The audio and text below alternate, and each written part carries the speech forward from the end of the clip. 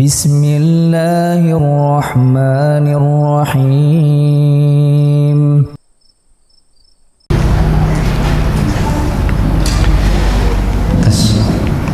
Bismillahirrahmanirrahim. Assalamualaikum warahmatullahi wabarakatuh.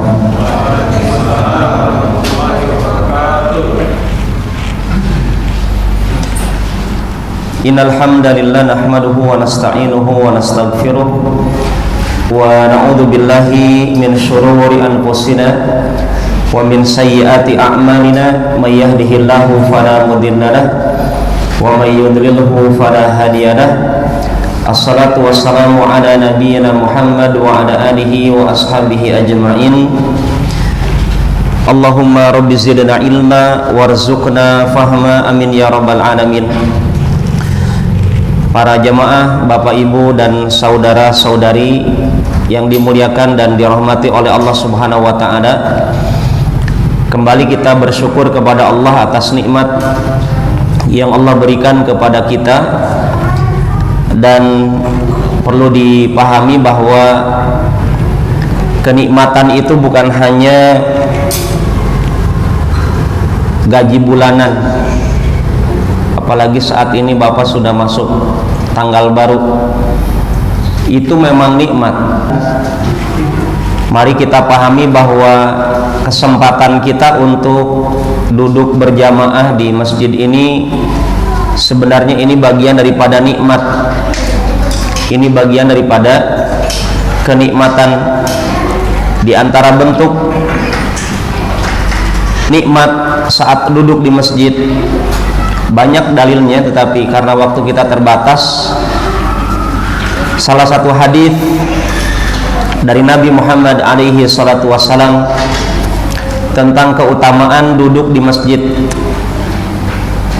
Ala adullukum ala ma yamhullahu bihil khataya wa yarfa'u bihid darajat. Mau enggak aku tunjukkan kepada suatu amalan yang bisa menghapus dosa dan bisa mengangkat derajat kita? Kemudian Nabi mengatakan amalan tersebut sebenarnya yang sedang kita kerjakan saat ini, bahkan kemungkinan semuanya. Yang pertama, isbaghul wudu 'alal makarih, menyempurnakan berwudu saat waktunya dibenci untuk berwudu, yaitu khususnya ketika musim dingin.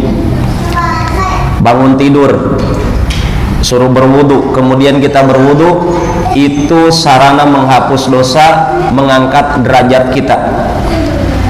Yang kedua,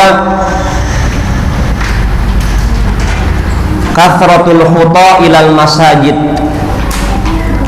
memperbanyak melangkahkan kaki ke masjid. Dan ini juga saat ini kita jalankan. Yang ketiga, wantibarus salah ba'das salah, menanti tibanya sholat yang baru setelah kita kerjakan sholat yang lama. Menanti, menunggu. Dan ini juga kita jalankan saat ini. Orang kalau sudah dihapus dosanya, akan dimudahkan urusannya, akan diberkahi hidupnya, minimalnya akan diberikan ketenangan dalam dirinya. Karena apa juga manfaatnya? Banyak harta, penuh dosa, hati nggak tenang. Tapi banyak orang miskin, banyak bertaubat, banyak beramal soleh, hatinya tentram. Dan kita harapkan jamaah masjid di sini kaya semua, kaya dunianya, kaya agamanya. Dan tidak masalah kita jadi orang kaya, masalah dunia. Yang penting agamanya lebih kaya daripada dunianya. Ya. Maka dengan tiga hal ini, kata Nabi, fadalikumur ribat, fadalikumur ribat. Itulah semua adalah bentuk ribat. Ribat ini adalah amalan di peperangan. Anda berjuang, sebenarnya Anda tadi setelah maghrib bisa saja bolos kajian, toh juga Ustadz nggak kenal saya. Ya. Pada malam ini insya Allah, kalau bapak-bapak sabar,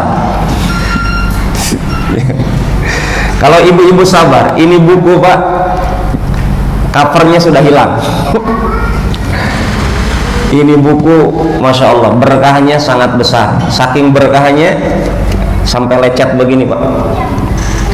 Kami mengkaji kitab ini di Masjid An-Nur 3 ronde.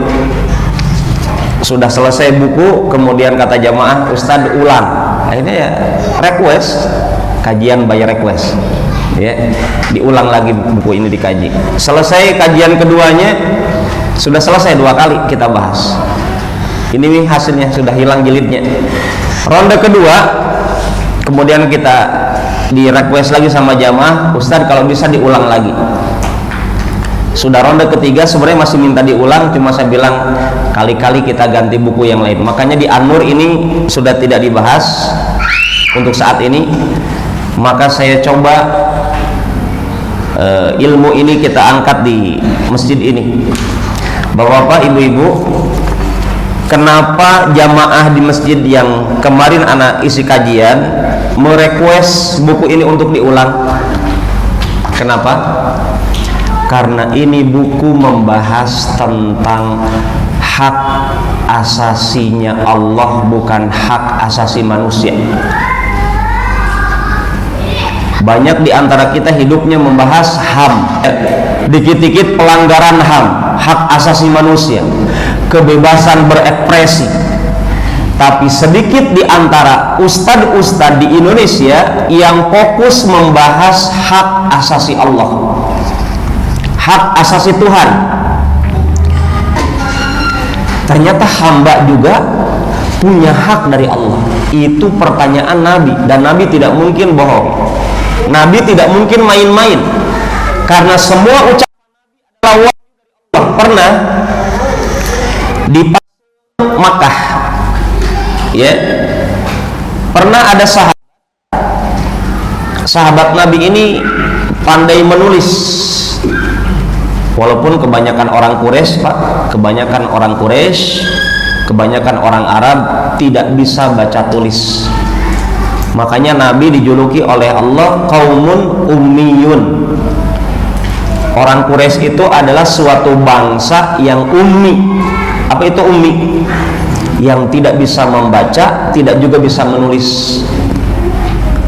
Maka kepada bapak-bapak yang tidak bisa baca tulis, ada kemungkinan apa? Bukan ada kemungkinan bapak-bapak Nabi, bukan. Ada kemungkinan apa? Ada kemungkinan bapak mudah untuk mengingat hafalan. Nabi tidak bisa baca tulis, tapi setiap malaikat Jibril membawa Nabi cukup mendengarkan. Itu Nabi saking cinta Jibril membawa Al-Quran, ya. Itu Nabi itu kadang buru-buru mengikuti Jibril, ingin cepat hafal. Kemudian kata Allah, la tuharrik bihi lisanaka lita'jala bih. Jangan kau gerakkan lisanmu untuk segera menghafal Al-Quran. Nabi tidak bisa baca, tidak bisa menulis, tapi ketika mendengar lantunan Al-Quran dilantunkan Jibril, bahkan terkadang Al-Quran turun sama Nabi tanpa perantaraan Jibril, langsung diberi sama Allah, langsung diajak ngobrol sama Allah dengan wahyu. Nabi langsung hafal. Makanya kalau bapak-bapak ikut pengajian itu, dengarkan saja dulu apa yang akan disampaikan, dengarkan baik-baik, simak, serap, renungkan, resapi, ya. Allah yang akan berikan ilmu. Cuma rumusnya kalau belajar, kata Allah, kalau ingin diberi ilmu oleh Allah, apa rumusnya kata Allah? Fattaqullah wa yu'allimukumullah. Rumusnya belajar, Pak, jangan sombong, jangan mentang-mentang, mohon maaf, saya di sini bapak anu dengan jabatan aja. Termasuk anak di sini mentang-mentang ustadz, nggak boleh begitu. Rumusnya adalah yang mengisi pengajian, yang menyimak pengajian, Allah perintahkan bertakwalah kepada Allah. Kapan ilmu dikatakan istimewa? bisyarafil ma'lum. Tinggal ditanyakan, Bapak pengajiannya apa? Kajian geleng-geleng, kajian loncat-loncat, kajian jelas atau tidak? Kalau ilmu yang Bapak kaji tentang Allah, maka ilmu itu adalah ilmu yang paling indah. Kenapa? Karena tidak ada di dunia ini, di alam ini, yang paling indah kecuali Allah. Bapak-bapak ganteng, ibu-ibu cantik, Allah maha indah. Kata Nabi, innallaha jamil yuhibbul jamal. Allah maha indah dan tidak ada yang menandingi keindahan Allah. Tapi Allah menamakan dirinya Al-Alim, yang maha berilmu. Kita pintar, tapi terkadang pintar kita kebelinger, ya. Tapi Allah, kemaha ilmuannya Allah dengan kebijaksanaan Allah, alimun hakim. Itu coba dalam Al-Quran Allah suka menyebutkan, innallaha alimun hakim. Allah maha berilmu dan maha bijaksana. Artinya ketika Allah memiliki ilmu, maka ilmunya akan dirasakan kebijaksanaannya. Tapi tidak sedikit di antara manusia, kalau punya ilmu itu bagaimana? Sombong, ego, bintang 7 gitu ya. Saya punya bintang ini, gitu kan? Padahal giliran bintangnya copot, bingung gitu. Iya, ada gelar di sini, prof, doktor, IR apa gitu, MS apa gitu, MSG atau Bapak, itu gelar Pak, gelar kita itu. Ketika masuk kuburan, ketemu munkar nakir, emangnya munkar nakir nervous, grogi nggak lihat Bapak, profesor? Tidak. Ya, wih, Bapak RT, mohon maaf ya, tidak juga. Oh, Bapak Presiden, oh Bapak Kapolri, tidak. Malaikat, kalau sudah begitu. Ya, bahkan Allah sebutkan tentang malaikat di neraka, alaiha malaikatun ghilabun syidadun la ya'sunallaha ma amarahum wa yaf'aluna ma yu'marun. Di neraka itu Pak, malaikatnya tidak pernah tersenyum. Siapa yang berpikiran itu malaikat Ustaz, kalau saya di neraka Ustaz, saya akan ngobrol sama malaikat kayak di penjara sama penjaga narapidana. Pak, beda Pak. Di penjara itu Pak, ada kipas angin minimalnya, ada kasur walaupun banyak kutunya. Dunia mirip konsepnya seperti microwave. Jadi rotinya masuk, ditutup, klik, nyala, itu yasla naran hamiyah, apinya itu merata. Di atas panas, kanan kiri panas, depan belakang panas, bawah panas. Kira-kira bagaimana? Matang tidak? Matang. Ya, bahkan orang di neraka itu Allah kabarkan, Pak, di tubuh kita Pak, di tubuh kita yang paling sakit bagian mana? Mau coba sini. Anggota kita yang merasakan sakit apa? Anggota tubuh kita yang merasakan sakit apa? Kulit. Dan Allah kabarkan tentang orang di neraka bab kulit. Surga itu Pak, kata Allah bukan kata saya, pencipta surga yaitu Allah mengatakan, surga itu luasnya seluas langit dan bumi. Bapak-bapak punya negara Mesir 11, itu surga paling cemen, paling cetek, paling kecil, paling miskinnya surga itu segitu. Pak, kalau Bapak di BTN ini semua komplek ini milik bapak-bapak, menurut orang Kendari Bapak sudah dikatakan orang kaya. Kalau kita betul-betul mengenal Allah dengan baik, Masya Allah, Anda akan berusaha minimalnya mengurangi maksiat dan memaksimalkan ibadah. Itu rumusnya. Kenapa Ustaz saya rajin maksiat? Karena kita kurang baik mengenal Allah. Tapi kalau Anda betul-betul mengenal Allah, Jibril alaihissalam, itu Jibril kata Nabi, saking kenalnya dekatnya dengan Allah, menampakkan rasa takutnya di hadapan Allah, seperti seekor burung yang sedang bergetar ketakutan, Pak, atau seperti kain, Pak, dijemur itu, ibu-ibu yang suka jemur kain itu kalau kena angin di mana? Di bawah. Lusuh tidak? Lusuh. Itulah keadaan Jibril di hadapan Allah. Tidak begini. Makanya kalau sholat, Pak, kata para sahabat, Nabi itu kalau sholat yang duru ila maudhi'i sujudihi. Nabi itu kalau sholat melihat ke tempat sujudnya, bukan memperhatikan, Masya Allah ini lampunya mati. Tidak boleh begitu, Pak, sholat, ibu-ibu. Sujud kenapa? Bentuk penghinaan diri kita, karena kita, kata para sahabat Nabi Muhammad SAW, kita itu sedang menghadap Allah. Makanya orang sholat tidak boleh meludah ke depan. Termasuk di luar sholat kita tidak boleh meludah ke depan. Tapi banyak di antara kita mainin ludah,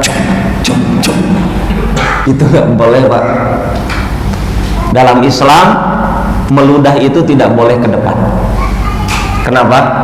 Karena itu etika yang diajarkan Nabi, apalagi dalam sholat kita sementara menghadap Allah. Kalau misalkan ada bapak pejabat depan kita, ngobrol kita sama pejabat, kemudian kita meludah, kira-kira kata pejabat, Pak, nggak salah kah, Pak? Bapak profesor, masa meludah depan saya? Apalagi depan Allah. Ya, makanya kalau bapak-bapak sedang flu, ibu-ibu sedang batuk, sholat, siapkan tisu di saku. Jadi kalau lagi, kalau banyak Ustaz, ya siapkan tisunya di saku yang lain. Ya, makanya itulah di antara hikmahnya kenapa di Saudi Arabia orang Islam laki-laki kalau sholat pakai sorban. Boleh kalau memang tidak bawa tisu ya dengan sorbannya. Dan ingat, Pak, air ludah, air liur, dahak tidak najis, cuma jijik saja. Iya, Ustaz, kayak sinonggi. Betul tidak kayak sinonggi? Mohon ya. Tapi jangan bayangkan Pak lagi makan sinonggi. Ustaz ini bisa saja. Ketika kita bisa mentauhidkan Allah, mengesahkan Allah, tidak menyekutukan Allah, Allah menjamin Anda tidak akan dijilat api neraka. Bonus besar. Tapi syaratnya juga berat, Pak. Ada nggak di antara kita baru pakai baju baru, mobil baru, istri baru, kendaraan baru, ingin dipuji orang? Banyak. Itu adalah syirik, riya. Ingin dilihat orang ibadahnya, ingin didengar orang ibadahnya.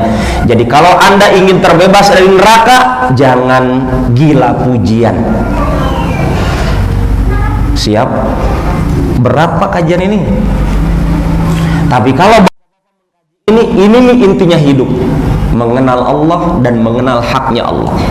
Jujur, Pak, saya yakin bapak-bapak tinggal di Kendari dulunya H2C, harap-harap cemas. Bahkan mungkin bukan hanya harap-harap cemas, cemas-cemas harap. Mungkin cemasnya lebih banyak daripada harapannya.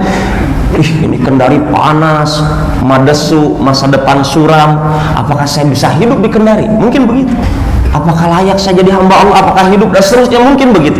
Tapi faktanya sekarang, Masya Allah, bajunya banyak, mungkin AC sudah punya, kendaraan juga ada walaupun sepeda ontel, istri juga ada walaupun baru satu, anaknya juga ada mungkin baru satu. Tapi kita nikmati. Termasuk kepada bapak-bapak yang mendapatkan anaknya masih jomblo. Banyak orang jomblo sekarang galau, tapi juga tidak sedikit yang bahagia. Maka bapak-bapak, ibu-ibu, lihat janjinya dari Allah. Yang tidak menyekutukan Allah tidak akan disiksa. Maksudnya apa, Ustaz, tidak akan disiksa? Di surga. Dan orang, kata Nabi, kalau sudah masuk surga, Pak, Satu kali saja masuk surga, sebentar. Si begoh kata Nabi, sekali celupan saja, sebentar masuk surga, dikeluarkan dari surga. Itu orang sudah hilang kesusahannya. Sedihnya selama di dunia jutaan hari hilang. Sebentar masuk surga sudah melenyapkan, melupakan semua kesedihan, kesusahan dan kegalauan yang lainnya.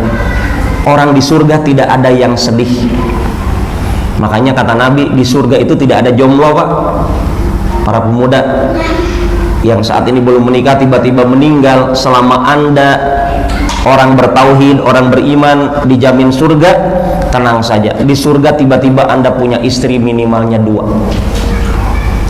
Ini kajian kita, mungkin ada sisa waktu bisa kita manfaatkan untuk sesi tanya jawab. Tetapi ini sebagai pembukaan, kalau memang bapak-bapak, ibu-ibu setuju dengan pembahasan mengenal Allah ini, mengenal hak Allah, insya Allah kita akan ketemu lagi di pekan depan.